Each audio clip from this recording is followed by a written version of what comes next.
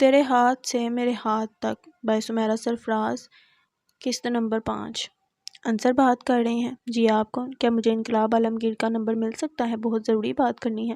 لڑکی بہت گھبرائی ہوئی تھی۔ انصر کے ماتھے پر شکن پڑی۔ آپ ہیں کون؟ اور انقلاب اب پاکستان میں نہیں رہتا، لہٰذا اس کا کوئی کانٹیکٹ نمبر میرے پاس نہیں۔ انصر نے انقلاب کی ہدایت کے مطابق وہی رٹایا جواب دے دیا۔ پلیز سمجھنے کی کوشش کریں، سچ جاننا ان کے لیے بہت ضروری ہے۔ مجھے معلوم ہے آپ ان کے دوست ہیں تو ان سے رابطہ میں ضرور ہوں گے۔ لڑکی نے بڑی ہی مستقل مزاجی سے جواب دیا۔ انصر ٹھٹک گیا۔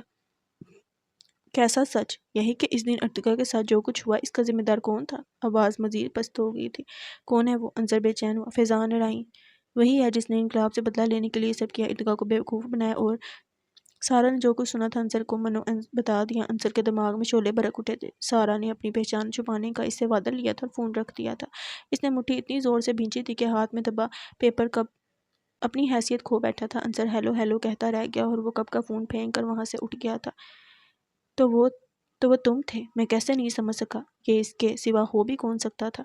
یار قلبی، تیرا پرفیوم مجھے بہت پسند ہے، کون سا ہے؟ ایک دن فیضان نے اس سے پوچھا تھا اور اس نے بتا دیا تھا۔ اس نے تیرا نام لے کر اس سے باتیں کی، محبت کا ڈھونگ رچایا۔ انصر کے کہے جملے کانوں میں گونجے تو وہ فور شوق سے خود کو تکتی دو آنکھیں اس کی تصور میں اتر آئیں۔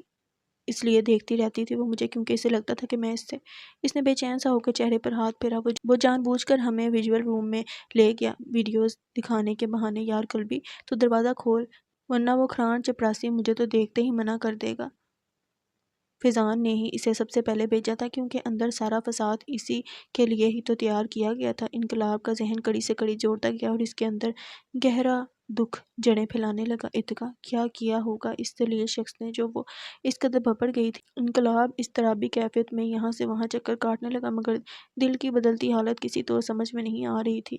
جو لڑکی محض دوپٹے کو غلطی سے ہاتھ لگانے پر تھپڑ مار سکتی تھی وہ اپنی عزت کو لے کر جھوٹ کیوں بولے گی؟ یہ بات اس نے آج تک اتنے مہینے گزر جانے کے بعد بھی نہیں سوچی تھی۔ بدگمانی نے جیسے اس کے سوچنے سمجھنے کی سب صلاحیتوں کو مجمد کر دیا تھا۔ آج سچائی جان کر جیسے ہر عضو بیدار ہو گیا تھا اور یہ بیداری اب اسے پرسکون کرنے والی تھی۔ ہشام الدین کا پروجیکٹ ختم ہو گیا تھا مگر اس نے ماسٹرز میں داخلہ لے لیا تھا۔ یہ پہلے بھی اس کے ارادوں میں شامل تھا کہ وہ ڈائریکشن میں ڈگری لے کر اپنے ملک میں ہی کام کرے گا۔ فی الحال اس کا واپس جانے کا ارادہ نہیں تھا۔ ڈیڈ نے اسے فون کیا تھا کیونکہ انتخاب کی منگنی ہو رہی تھی۔ موم کی کزن کی بیٹی فارا سے اس کی پرانی کمٹمنٹ تھی مگر فارا کی میڈیکل کی پڑھائی رکاوٹ بنی ہوئی تھی اب اس کے فراغت پاتے ہی یہ نیک کام انجام دیا جا رہا تھا۔ اس کا سیمیسٹر شروع ہو رہا تھا اس نے شرکت سے معذرت کر لی تھی۔ حسب عادت انتخاب نے تھوڑی دیر اس سے ناراضگی کے بعد اس کی معذرت قبول کر لی تھی۔ انصر ان دنوں اپنے آبائی شہر گیا تھا۔ وہ نسلاً بلوچ تھا مگر تعلیم کے سلسلے میں کئی سالوں سے یہیں قیام پذیر تھا۔ اس دن کے بعد اس کی انصر سے بھی بات نہیں ہو سکی تھی۔ فیضان کی قسمت اچھی تھی جو وہ ان کے حال لگنے سے پہلے ہی قطر چلا گیا تھا۔ انقلاب اپنے ذرائع سے پتہ کروا چکا تھا۔ اس بیچ سب سے زیادہ نقصان ارتقا کا ہوا تھا اور یہ بات اب اسے راتوں کو جگائے رکھتی تھی۔ اس دن وہ آفس سے جلدی نکل گئی تھی۔ آج انصر واپس آ رہا تھا۔ پچھلے 2 ہفتوں سے وہ اپنے گھر گیا ہوا تھا اور اس بیچ اس نے ایک بار بھی صلہ کا فون نہیں سنا تھا۔ وہ سخت ناراض تھی مگر آج جب اس نے خود فون کر کے اپنے واپس آنے اور ملنے کی خبر سنائی تو اس کی ساری ناراضگی بھاپ بن کر اڑ گئی تھی اور وہ آج بطور خاص صبر کر اس سے ملنے کی خاطر مقررہ وقت سے پہلے آفس سے نکل آئی تھی مگر گاڑی کے ٹائر پنچر دیکھ کر اس کا سارا موڈ غارت ہو گیا تھا۔ پچکے ہوئے ٹائر کو احتجاجاً ایک لات رسید کر کے اس نے تیزی سے ذہن چلانا شروع کر دیا۔ کیب بلانے کے لیے 15-20 منٹ کے انتظار کے بعد بھی اس علاقے میں کوئی رکشہ ٹیکسی نہ ملنے پر اس کا ضبط جواب دے گیا۔ آخر سب کچھ آج ہی کیوں ہونا ہے؟ تیز قدم اٹھاتی وہ آفس کی سنسان سڑک کو پیدل پار کر کے مین روڈ پر آ گئی۔ ارادہ یہی تھا کہ یہیں سے کوئی ٹیکسی یا رکشہ لے گی مگر 10 منٹ انتظار کے بعد اچانک اپنے سامنے رکنے والی گاڑی نے اسے چونکا دیا۔ کیا میں کوئی مدد کر سکتا ہوں؟ ایان شیشے سے سر نکالے سنجیدگی سے اسے پوچھ رہا تھا۔ سیکنڈ ہینڈ سیاہ مارگلا میں اپنی چمکتی شخصیت کے ساتھ بیٹھا وہ بالکل نہیں جچ رہا تھا۔ سیلا نے حیران ہو کر اسے دیکھا مگر پھر بلا وجہ گھبرا گئی۔ وہ دیکھ بھی تو کتنی گہری نظروں سے رہا تھا۔ کہیں جانا ہے تو ڈراپ کر سکتا ہوں اگر آپ برا نہ مانے تو۔ اس کی کشمکش دیکھ کر وہ پھر بولا تھا۔ سیلا نے حقیقت پسندی سے سنسان سڑک کا جائزہ لیا پھر گھڑی میں تیزی سے سرکتے وقت کو دیکھا اور اگلے لمحے وہ اس کی فرنٹ سیٹ پر بیٹھ چکی تھی۔ ایان دھیما سا مسکرایا، چہرے پر اداس سا تاثر تھا۔ آپ یہاں کیسے؟ اس خالصاً افسرز والے ایریا میں اس کی موجودگی پر سیلا نے سوال کر لیا۔ آپ کے آفس کی اگلی اسٹریٹ پر میرا آفس ہے۔ ایان نے لطف لیتے ہوئے جواب دیا۔ سلا کا ریئیکشن حسب توقع تھا۔ آپ کو کیسے پتا کہ میرا آفس یہاں ہے؟ جواب میں ایان نے معنی کے جیسے مسکراتے ہوئے کندھے اچکا دیے۔ سلا کو اس کا انداز سلجھا گیا۔ مجھے کیفے شارلٹ ڈراپ کر دیں۔ اس نے منہ بناتے ہوئے کار رخ پھیر لیا۔ ایان نے ڈرائیو کرتے ہوئے ترچھی نظر سے اسے دیکھا اور کار مطلوبہ سڑک پر ڈال دی۔ سلا کا فون پھر بجا تھا۔ ہاں انصر، میں بس پہنچ ہی رہی ہوں۔ کار کا ٹائر پنچر ہو گیا تھا، بس 5 منٹ اور۔ انصر کی جھنجھلائی ہوئی آواز پر اس نے ضرورت سے زیادہ میٹھا لہجہ اپنایا۔ لاشعوری طور پر وہ ایان کو سنا رہی تھی۔ ایان چپ چاپ ڈرائیو کرتا رہا یہاں تک کہ سلا کی منزل آ گئی۔ واپسی پر پک کروں آپ کو؟ میں قریب ہی ہوں۔ ایان کی اشارت پر بیگ کندھے پر ڈالتی سلا نے ٹھٹک کر اسے دیکھا۔ تھینک یو، لیکن انصر میرا بوائے فرینڈ میرے ساتھ ہے، وہ مجھے ڈراپ کر دے گا۔ آپ کا شکریہ، آپ نے یہاں تک آنے میں میری مدد کی۔ ارتقا کو کہیں گا میں جلد آؤں گی ملنے، بائے۔ وہ ایک سانس میں کہتی جلدی سے باہر نکل گئی، مبادا وہ پھر کوئی جملہ نہ اچک لے۔ ایان سٹیئرنگ پر ہاتھ دھرے اسے جاتا دیکھتا رہا۔ لفظ بوائے فرینڈ بہت زور سے لگا تھا دل کو۔ گہری سانس بھر کر اس نے دور جاتی سلا سے نظریں ہٹائی تھیں اور کار ریورس کرنے لگا جب اچانک اس کا فون بج اٹھا۔ درمیان میں لگی چھوٹی سی ٹیبل پر بیٹھا انصر اسی کا منتظر تھا۔ سلا نے خیر مقدمی مسکراہٹ کے ساتھ اسے ہاتھ ہلایا مگر وہ جواب میں ٹھیک سے مسکرا بھی نہ سکا۔ کہاں تھے اتنے دن؟ پتہ ہے کتنی ناراض تھی میں تم سے، فون بھی نہیں اٹھایا میرا۔ ایسا بھی کیا ہو گیا تھا انصر؟ وہ بہت خوش تھی، وہ دیکھ سکتا تھا وہ ایک ساتھ اتنے خوش ہوتے تھے مگر آج انصر کے دل سے دھواں اڑ رہا تھا۔ اسے چند انچ کے فاصلے پر بیٹھی سلا خود سے صدیوں کے فاصلے پر محسوس ہو رہی تھی۔ وہ اسے کیسے بتائے؟ کیا وہ سہ پائے گی؟ وہ مجھے دھوکے باز سمجھے گی؟ وہ ہمیشہ کے لیے مجھ سے دور چلی جائے گی؟ انصر اپنی سوچوں میں اتنا غرق تھا کہ سلا کو اس کی خاموشی پر حیرت ہونے لگی۔ کیا ہوا؟ کچھ بولو گی یا نہیں؟ اس نے باقاعدہ اسے جھنجھوڑ ڈالا۔ ہاں ہاں، کیا پوچھا تم نے؟ انصر چونکا۔ میں پوچھ رہی ہوں کہ بابا سے بات کی ہمارے بارے میں؟ ماما بہت دباؤ ڈال رہی ہیں مجھ پر کہ یا تو شادی کر لو یا ان کے ساتھ کینیڈا چلوں۔ مجھے نہیں جانا کینیڈا انصر، مجھے یہاں رہنا ہے تمہارے ساتھ۔ وہ کتنی بے خبر تھی، مجھے اسے بتا دینا چاہیے۔ انصر کا دل پھر ڈوب کر ابھرا اور اس نے سانس بھر کر سلا کے ہاتھ کے نیچے دبا اپنا ہاتھ نکالا۔ یہ ممکن نہیں سلا، بابا نے میرا نکاح کر دیا میری چچا زاد سے۔ انہوں نے صاف کہا کہ ہم غیر قوم میں رشتہ نہیں کرتے اور جو کوئی ایسا کرے اسے آگ کر دیتے ہیں ہر تعلق سے۔ وہ اس کے لمحہ لمحہ دھواں ہوتے چہرے کو دل پکا کیے دیکھتا رہا اور کہتا رہا یہاں تک کہ سلا کے بے حوصلہ ہوتے وجود نے آخری جھٹکا لیا اور اس کے ہاتھ کی ضرب سے کانچ کا گلاس ٹیبل سے پھسل کر گرا اور چکنا چور ہو گیا۔ ٹوٹے کانچ کی کرچیوں کی آواز تو اس کے دل سے بھی آئی تھی۔ مجھے معاف کر دینا سلا، میرے رسم و رواج میرے پیر کی زنجیر بن گئے، ہم اپنے قبیلے سے کٹ کر مر جاتے ہیں، اس لیے بہتر یہ ہے کہ یہ محبت مر جائے۔ اس کی آواز پست تھی، چہرہ بجھا ہوا، آنکھیں سرخ تھیں، پھر بھرا گئیں اور آخر میں چھلک گئیں۔ سلا نے بہت حوصلے سے اس کی ہر ایک بات سنی تھی اور برداشت کر لی تھی۔ محبت اعلیٰ ظرف ہوتی ہے، کہنے کو کچھ نہیں تھا۔ سو خاموشی ہی کو اپنا وقار بنائے وہ اٹھ کھڑی ہوئی۔ سلا کچھ کہو، مجھے بددعا ہی دے دو، وہ پیچھے سے پکارا تھا۔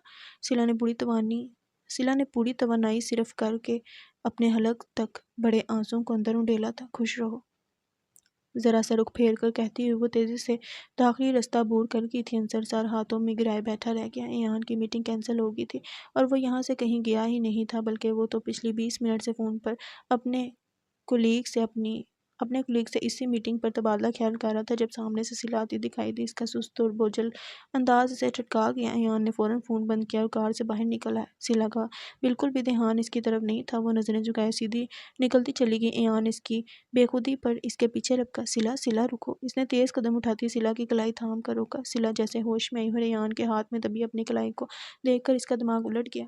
کیا ہے آپ کے ساتھ؟ کیوں میرے پیچھے پڑ گئے ہیں آپ؟ وہ جھٹکے سے ایک کلائی چھڑوا کر چیخی۔ ایان ہکا بکا رہ گیا۔ ارد گرد لوگ متوجہ ہو گئے۔ تم ٹھیک ہو؟ ایان کو اس کی دگرگوں حالت پریشان کر رہی تھی، وہ چاہ کر بھی اسے اگنور نہیں کر سکتا۔ سلا کو اچانک احساس ہوا تھا کہ وہ اپنا تماشا ہی لگا رہی ہے۔ کیفے کے دروازے سے نکلتا انصر اسے ایک لڑکے کے ساتھ کھڑا دیکھ کر رک گیا تھا۔ سلا نے اسے آتے دیکھا تو سریعت سے اپنا رخ ایان کی طرف موڑ لیا۔ ایان اس کی نظروں کے تعاقب میں انصر کو کھڑا دیکھ چکا تھا۔ سلا نے جلدی سے بھیگا چہرہ صاف کیا۔ مجھے ڈراپ کر دیں گے گھر؟ وہ عجیب بے بسی سے بولی تھی۔ ایان کو سب سمجھ آ رہا تھا جب بھی خاموشی سے کار کی طرف بڑھ گیا۔ سلا بنا دیر کیے اس کی تقلید میں بیٹھ گئی۔ انصر نہ سمجھی سے اسے دور جاتا دیکھتا رہا۔ سلا پلیز، جتنا آپ دیکھ اور سمجھ چکے ہیں وہی کافی ہے، کوئی سوال مت کیجیے گا۔ ایان کو منہ کھولتا دیکھ کر وہ جلدی سے بولی تھی، آنکھیں سرخ تھیں اور پتہ نہیں کیوں وہ اس شخص کے سامنے خود کو رونے سے روک نہیں پا رہی تھی۔ حوصلے کی دیوار بھربڑی مٹی کی طرح ڈھہ گئی تھی۔ ایان نے تعصب سے اسے روتا دیکھا اور خود پر قابو پانے لگا۔ چند لمحے یوں ہی گزر گئے، جانے پہچانے راستے پیچھے رہنے لگے اور گاڑی مخالف اور اجنبی سمت میں سفر کرنے لگی۔ ہم کہاں جا رہے ہیں؟ سلا چونکی۔ تم ایسی روتی رہو گی تو میں تمہیں گھر کیسے چھوڑوں گا؟ پلیز تھوڑی دیر خود کو پرسکون ہونے دو، مجھے کچھ مت بتاؤ مگر خود کو مضبوط کرو۔ ایان بہت نرمی سے اور تحمل سے اسے سمجھانے لگا۔ اس کے لہجے کا اثر تھا جو صلہ کا دل ٹھہرنے لگا۔ وہ ڈیش بورڈ پر پڑے ڈبے سے ٹیشو کھینچتی رہی اور ایان نے گاڑی ایک نسبتاً سنسان اور کھلی جگہ پر روک دی۔ سامنے سٹول سے 2 فریش جوس کے گلاس خرید کر اس نے ایک صلہ کی طرف بڑھایا جو اس نے بنا مزاحمت کے تھام لیا۔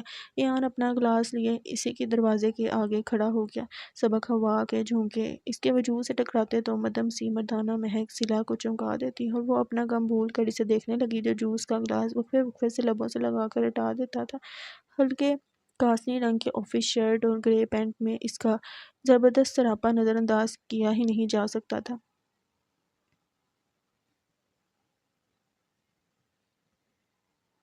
اب کیا فیل کر رہی ہو؟ اچانک وہ اس کی طرف گھوما تھا۔ صلہ اسے ہی دیکھ رہی تھی۔ وہ ہر بات کے سوچ کر پرواز عنصر کے گرد گھوم رہی تھی۔ وہ چونک گئی۔ بہتر ہوں، وقت لگے گا۔ معذرت، آپ میری بدتمیزی کی وجہ سے میرے ساتھ خوار ہو رہی ہیں۔ میرے لیے یہ خواری نہیں ہے۔ جو دل کے قریب ہوتے ہیں ان کی تکلیف دیتی ہے۔ وہ بہت سہل بیان تھا۔ صلہ کو حیرت ہوئی۔ میرا آپ سے دل کا رشتہ نہیں ہے، نہ کبھی تھا۔ اس نے نہ جانے کیوں پھر جتا دیا۔ ایان نے ترچھی نظر سے اسے دیکھا اور مسکرایا۔ مگر میرے لیے یہ پہلی ملاقات سے ہی دل کا رشتہ تھا اور رہے گا۔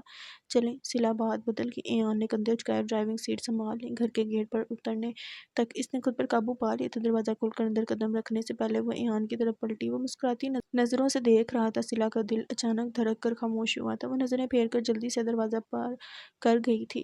ایان نے اپنے وجود میں عجب سرشاری محسوس کرتے ہوئے گاڑی بڑھا دی۔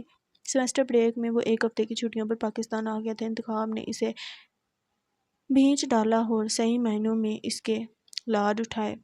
ممی بس اسے سینے سے لگائے روتی رہی۔ بوا بی کا دلار اسے نت نئے پکوان کھلانے میں نکلتا گیا اور ڈیڈ اب بھی خاموشی اور معنی خیزی سے اس کا جائزہ لیتے رہے۔ بہت عرصے بعد ہلکا پھلکا محسوس کر رہا تھا۔ وقت ملتے ہی اس نے عنصر کو فون کیا تھا مگر وہاں سے جو خبر ملی اس نے طبیعت مکدر کر دی تھی۔ ایک اور ناکام، برباد، ناپائیدار محبت انجام پذیر ہوئی۔ اس نے ایک جملے میں اظہار تعزیت کر کے فون رکھ دیا تھا مگر صلہ کے لیے اس کا دل دکھا تھا۔ ارتقا کی بھائی کا پرپوزل مما نے قبول کر لیا تھا اور اگلے ماہ شادی ہے میری۔ تم کب تک ہو یہاں؟ صلہ نے فون پر اس قصے کی آخری قسط سنا کر اس سے پوچھا تھا۔ ارتقا کے نام پر وہ پہلو بدل گیا۔ میں بس سنڈے صبح کی فلائٹ سے واپس چلا جاؤں گا۔ وہ بہت آہستگی سے بولا۔ صلہ کو کچھ محسوس ہو گیا۔ تمہیں ایک بار اس سے ملنا چاہیے تھا۔ کل بھی وہ بہت ہرٹ ہوئی تھی۔ فضان نے اس کے ساتھ پلیز صلہ اس قصے کو دہرایا مت کرو۔ میں کہیں نہیں تھا۔ میں کس بات کے لیے صفائیاں دوں؟ وہ بے چینی محسوس کر رہا تھا۔ صلہ نے سانس بھری۔ ہاں تم کہیں نہیں تھے مگر ہر جگہ تم ہی تھے۔ کل بھی اس نے محبت تو تم سے ہی کی تھی نا، اور اپنی دھانس میں اس نے دھوکہ بھی تم سے ہی کھایا۔ صلہ بضد تھی۔ انقلاب نے لب بھینچ لیے۔ مجھے اس کے لیے افسوس ہے۔ وہ پھر اپنا آپ چھپا گیا تھا۔ جانے سے ایک دن پہلے اسے مال جانا پڑا اور جینٹس سیکشن میں جینز کلیکشن میں وہ عین اس کی نظروں کے سامنے تھی۔ انقلاب گویا تھم کر اسے دیکھ رہا تھا۔ ڈھلتے ہوئے آسمانی رنگ کے لباس پر سفید دوپٹہ اوڑھے وہ بہت بردبار لگ رہی تھی۔ اس ارتقا سے یکسر مختلف جو میٹھی نظروں سے اسے دیکھتی رہتی تھی۔ اس وقت وہ اپنے ارد گرد سے بالکل بے نیاز، اس کے ساتھ یقیناً اس کا بھائی تھا اور وہ اسی کے لیے کپڑے پسند کر رہی تھی۔ بس یہ تھی تمہاری محبت؟ بے یقینی اور صدمے میں ڈوبی اس کی آواز انقلاب کے کانوں میں گونجی تھی اور اسی لمحے اس کی نظروں کے ارتکاز کو محسوس کر کے ارتقا نے اس کی طرف دیکھا تھا اور ہاتھ میں پکڑی جینز اس کے ہاتھ سے پھسل گئی تھی۔ چہرے پر دراڑیں پڑ گئی تھیں۔ انقلاب کو اس کی بدلتی کیفیت نے جھنجھوڑ ڈالا تھا۔ ارتقا کیا ہوا؟ ایان دوسری سمت سے اس کی طرف آ رہا تھا مگر اسے یوں اسٹیچو بنا دیکھ کر پریشان ہو گیا تھا۔ انقلاب نے سانس بھر کر نگاہ پھیری تھی اور ارتقا کا تلسم ٹوٹ گیا تھا۔ کچھ نہیں بھائی، بس سر میں درد ہو رہا ہے۔ وہ آنکھیں مسلتی ہوئی جھوٹ بولنے لگی اور اسے کراس کرتا ہوا انقلاب ایک بار پھر اسے دیکھنے پر مجبور ہو گیا تھا۔ ایان پیمنٹ کرنے لگا اور وہ بے بسی سے دوپٹے سے بھیگا چہرہ چھپانے کی کوشش میں ہلکان ہوتی رہی۔ انقلاب کی آنکھوں میں منظر گویا جم گیا۔ وہ اپنا سارا دھیان اس روتی ہوئی لڑکی کی ذات میں چھوڑ آیا جس نے دوپٹے کی اوٹ سے ایک الوداعی نظر اس کے حیران چہرے پر ثبت کر دی تھی۔ میں جب سمجھتی ہوں میں اسے بھول گئی ہوں تبھی اس سے جڑی کوئی نہ کوئی بات مجھے یاد آ جاتی ہے اور آج وہ خود آ گیا۔ صلہ، وہ خود، اس کی ہمت دیکھو صلہ۔ وہ پھر میرے سامنے کھڑا تھا میری بے بسی کا تماشا دیکھنے۔ صلہ کا جب سے ایان سے رشتہ طے ہوا تھا تب سے وہ آج آئی تھی۔ وہ بھی شادی کا جوڑا پسند کرنے۔ ایان نے جس طرح اسے مان دیا تھا اور سب کچھ جانتے ہوئے اسے قبول کیا تھا، اس سے صلہ کی مما کی نظر میں اور وہ اور سرخرو ہو گیا تھا۔ سلا نے حقیقت پسندی کا ثبوت دیتے ہوئے اس رشتے کو قبول کر لیا تھا، کیونکہ اس کی شادی کے لیے مما ہمیشہ کے لیے ڈیڈ کے پاس کینیڈا جانے والی تھی، اور جب سے آئی تھی ارتقا کا بجھا ہوا انداز محسوس کرنی تھی، اور اب تنہائی پاتے ہی وہ بکھر گئی تھی۔ اس کی بات پر سلا چونکی، کیونکہ وہ جانتی تھی کل بھی آج کل یہی موجود تھا۔ وہ کیوں منہ چھپا کر بھاگے؟ ارتقا وہ مجرم نہیں ہے۔ سلا کی بات پر ارتقا نے طرف کڑی سے دیکھا۔ پھر وہی بات، تمہیں آج تک میری بات کا یقین نہیں آیا؟ جس تمہارے لیے جو ہوا اس کا مجھے یقین ہے، مگر جس نے کیا وہ قلبی نہیں فیضان تھا۔ سلا نے آخر اسے بتانے کا فیصلہ کر لیا تھا۔ کیا کہہ رہی ہو سلا؟ ارتقا سے یہ انکشاف ہضم نہیں ہوا تھا۔ یہی سچ ہے ارتقا، تمہیں تکلیف نہ ہو اس لیے یہ موضوع نہیں چھیڑتی تھی، مگر آج بات نکلی ہے تو بتا رہی ہوں کہ فیضان نے قلبی سے اپنی بے عزتی کا بدلہ لینے کے لیے یہ سب کیا، کیونکہ قلبی نے اسے سازش کی تھی۔ جب اس نے تم دونوں پر انگلی اٹھائی تھی، اس نے کہا تھا کہ وہ تمہیں بدنام نہ کرے، مگر فیضان نے اسے حد تک عزت کا مسئلہ بنا لیا اور تمہارے ساتھ یہ سارا ڈھونگ رچا کے قلبی کو ہی بدنام کر دیا۔ وہ بے قصور تھا، اسے تو پتہ بھی نہیں کہ تم اس سے سلا دانستہ بات ادھوری چھوڑ کر خاموش ہوئی تو ارتقا جیسے ہوش میں آ گئی۔ ایک نئی ذلت اس کی ذات میں اتر گئی تھی۔ وہ کس سے باتیں کرتی رہی اور کس نے اسے اپنی لذت کا سامان سمجھا، اور جس کی جان کو وہ روتی رہی وہ تو کہیں تھا ہی نہیں۔ آج اس کی لا تعلقی، بے نیازی اور سرد انداز کا مطلب سمجھ آ رہا تھا۔ میں اس کی آنکھوں میں وہ محبت ڈھونڈتی رہی جس سے وہ سرے سے انجان تھا۔ آہ میرے اللہ، اتنی ذلت! وہ نئے سرے سے رونے لگی۔ سلا کو اس کی کیفیت دکھ دینے لگی، اپنے زخم ادھیڑنے لگے تھے۔ بس کرو ارتقا، بھول جاؤ یہ سب، بس اب خود کو سمیٹ لو، خود کو اور ارزاں مت کرو، مضبوط بنو اور خود کو ثابت کرو۔ سلا نے اسے اپنے اندر سمیٹ لیا اور ارتقا نے خود آخری بار اپنے سب آنسو بہا ڈالے تھے۔ مجھے اس سے بات کرنی ہے سلا۔ رات اس نے سلا کو فون کیا تھا۔ سلا نے چونک کر فون کی سکرین کو گھورا۔ اب کیا بات کرنی ہے ارتقا؟ اور وہ کل صبح کی فلائٹ سے واپس جا رہا ہے، مجھے اس سے معافی مانگنی ہے۔ ہر بار وہ میری کسی نہ کسی غلط فہمی کی بھیٹ چڑھا ہے سلا، مجھے ایک بار اس سے ملنا ہے اپنی ذاتی سکون کے لیے۔ سلا سانس بھر کر آئے گی۔ ان سب کی کوئی ضرورت نہیں ارتقا، پلیز بھول جاؤ سب۔ انقلاب بھی نئے سرے سے ڈسٹرب ہو جائے گا، بھول جانے کے لیے ہی یہ سب ختم کرنا چاہتی ہوں۔ پلیز میرا ساتھ دو، ورنہ ہمیشہ کے لیے میرے دل میں پچھتاوا رہ جائے گا۔ وہ بسیط تھی۔ سلا نے لب بھینچ کر خود کو قابو کیا۔ اچھا میں اس سے بات کر کے بتاتی ہوں، اس نے مختصر کہہ کر فون رکھ دیا۔ ایئرپورٹ پر سلا کے ہمراہ آتی ارتقا کو دیکھ کر وہ شدید حیرت سے دوچار ہو گیا تھا۔ سلا نے تو کہا تھا وہ اسے سی آف کرنے آنا چاہتی ہے، مگر وہ ارتقا کو ساتھ لائے گی یہ اس کے وہم و گمان میں بھی نہیں تھا۔ ارتقا تم سے کچھ بات کرنا چاہتی ہے، پلیز میری خاطر۔ اس نے انقلاب کی حیران پریشان صورت دیکھ کر التجا کی۔ انقلاب نے چہرے پر ہاتھ پھیرا۔ وہ اکیلا ہی گھر سے نکل آیا تھا، ڈرائیور اسے ڈراپ کر کے واپس جا چکا تھا، فلائٹ میں بھی آدھا گھنٹہ باقی تھا۔ اس نے ایک نظر سر تک دوپٹہ جمائے کھڑی ارتقا کو دیکھا، جس کی سرخ آنکھیں اس کی شب بیداری کی چغلی کھاتی تھیں اور دل سے ایک بد دعا فیضان کے نام کی تھی۔ وہ بنا جواب دیے آگے بڑھ گیا تو سلا ارتقا کو اشارہ کرتی ہوئی خود وہیں بیٹھ گئی۔ صبح ارتقا کو اس کے گھر سے جھوٹ بول کر لانا کوئی ایسی اچھی بات تو نہیں تھی، مگر وہ دل سے چاہتی تھی کہ یہ باب ہمیشہ کے لیے بند ہو جائے۔ ارتقا جذباتی طور پر بہت کمزور تھی، سلا کو اس بات کا اندازہ اسی دوران ہوا تھا۔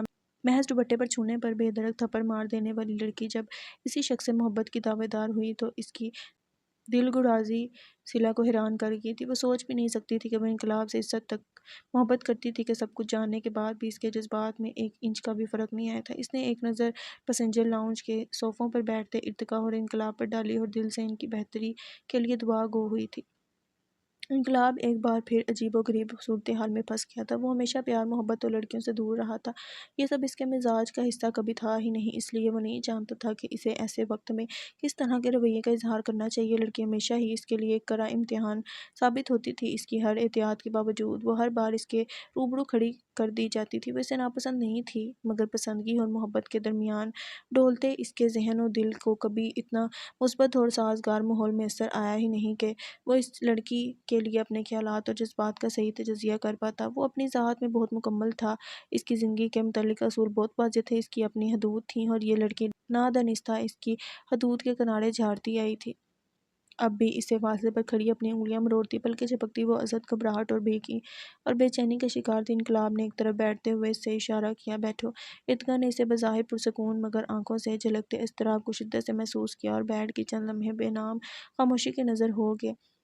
ہم ہمیشہ غلط وقت پر غلط صورتحال میں دل میں غلط فہمی لیے ہوئے ہی ملے۔ ہمیشہ غلطی میری ہی رہی، ہمیشہ آپ نے میری غلطیوں کو معاف کیا اور میں نے آپ کی فراق دلی سے نئی نئی خوش فہمیاں پال لیں۔ وہ بہت ٹھہرے ہوئے فیصلہ کن لہجے میں بولنے لگی۔ انقلاب نے اس کا ہر لفظ اپنے دل میں ترازو ہوتا محسوس کیا۔ مجھے اعتراف ہے ہر غلطی کی شروعات میری طرف سے ہوئی۔ آپ کا نام لے کر مجھ سے کھیلا گیا مگر موجب تو میں ہی تھی۔ پلیز بھول جاؤ سب، مجھے کوئی شکوہ نہیں۔ مجھے افسوس ہے تمہارے ساتھ جو بھی ہوا۔ انقلاب سے اس کی خود اذیتی برداشت نہ ہوئی تو بول پڑا۔ ارتقا نے سرخ بھیگی نگاہیں اٹھا کر اسے دیکھا۔ وہ واقعی بہت مضبوط تھا۔ وہ جس اندھیکی آگ میں جل رہی تھی اس کی چنگاری تک اس کے قریب بھی نہ پھٹکی تھی۔ میں بس آپ سے معافی مانگنا چاہتی ہوں۔ آپ کا اس پورے قصے میں کوئی قصور نہیں تھا مگر میں انجان تھی۔ وہ پھر بولی تھی۔ انقلاب نے تعصب آمیز نظر اس کے چہرے پر ڈالی تھی۔ وہ بالکل بھی اچھا محسوس نہیں کر رہا تھا۔ اسے افسوس ہوا تھا جب اس نے انجانے میں اس بیوقوف لڑکی سے نفرت محسوس کی تھی اور اسے کبھی معاف نہ کرنے کا عہد کیا تھا۔ میں نے تمہیں معاف کیا ارتقا، پلیز آگے بڑھ جاؤ، بھول جاؤ ایسا کبھی کچھ ہوا تھا۔ زندگی بہت لمبی ہوتی ہے، وقت کے ساتھ سب ٹھیک ہو جائے گا۔ وہ اسے ناصحانہ انداز میں سمجھانے لگا۔ اناؤنسمنٹ ہونے لگی تھی۔ اسے جانا تھا۔ ارتقا کے اندر کوئی احساس پھرکی کی طرح گھما۔ اس کا دل عجب چک پھیریاں کھا رہا تھا۔ وہ آج سب ختم کرنے آئی تھی مگر جوں جوں اس کے جانے کا وقت قریب آ رہا تھا ارتقا کا دل اس کے قدموں میں لوٹنے لگا تھا۔ امید ہے زندگی میں کبھی کسی اچھے ماحول میں ملاقات ہوگی۔ I wish you best in life. وہ روایتی جملے بولتا ہوا کھڑا ہو گیا۔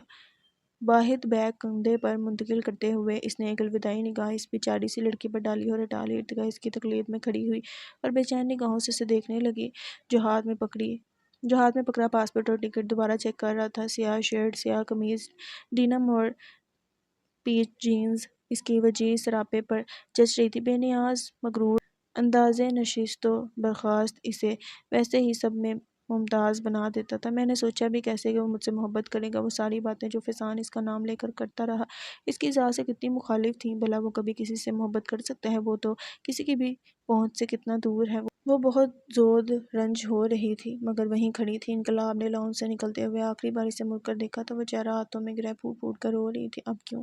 یہ سوال کا سا دل میں بہت شور مچاتا ہوا گرا تھا مگر جواب ڈھونڈنے کا موقع گزر چکا تھا۔ اسے جانا تھا، وہ چلا گیا تھا۔